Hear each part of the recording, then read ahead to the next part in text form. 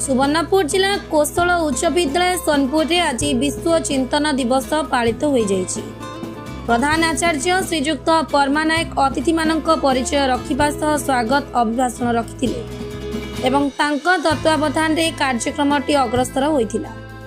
विद्यालयर गाइड शिक्षयित्री सुश्री स्मिताराणी नायक सभा को संयोजना करने सह दिवस उद्देश्य उपस्थापन करथिले।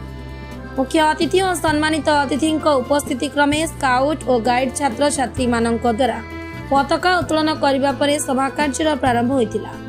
सभारे मुख्य अतिथि भाव में जिला क्रीड़ा निरीक्षक और संपादक श्रीजुक्त बालाजी विश्वनाथ और सम्मानित अतिथि भाव जिला स्काउट और गाइड संगठन कमिशनर श्रीजुक्त अनंतराम मेंडिली उपस्थित रही पिलामानंकु उत्साहित करथिले।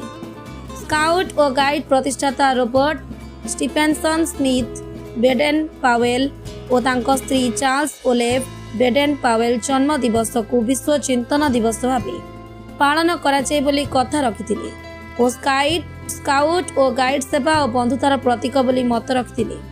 सम्मानित अतिथि अनंतराम मेंडिली विद्यालय संपादक श्रीजुक्त संजय कुमार साहू धन्यवाद प्रदान करथिले।